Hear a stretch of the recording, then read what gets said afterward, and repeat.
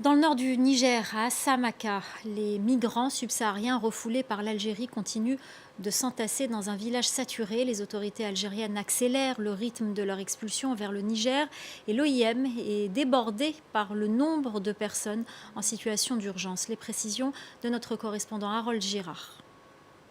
Ils n'ont pas d'endroit convenable où dormir, pas assez de nourriture ou encore pas assez de médicaments. C'est ce dont se plaignent la majorité des migrants aujourd'hui installés à Assamaka. La plupart ont été expulsés par les autorités algériennes. Beaucoup se plaignent de violences à ce moment-là à leur encontre et ils ont atterri dans le nord du Niger à Assamaka où ils sont coincés aujourd'hui, où ils attendent une réponse de leurs ambassades, de leurs gouvernements respectifs pour être rapatriés dans leur pays d'origine.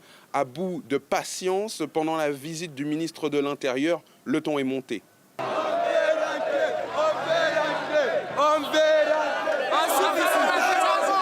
Plus de 6000 de ces personnes ont été expulsées par les autorités algériennes vers le Niger depuis le début de l'année 2023, sans consultation avec l'État nigérien. Ces migrants, souvent sur la route de l'Europe, sont arrêtés puis abandonnés au point zéro du côté nigérien de la frontière entre les deux pays. Et certains meurent déshydratés en tentant de rejoindre Assamaka à pied.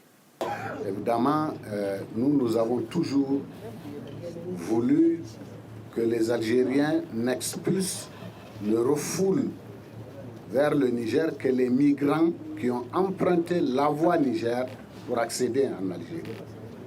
Il n'y a pas de discussion, mais nous appelons ces discussions de tous nos vœux.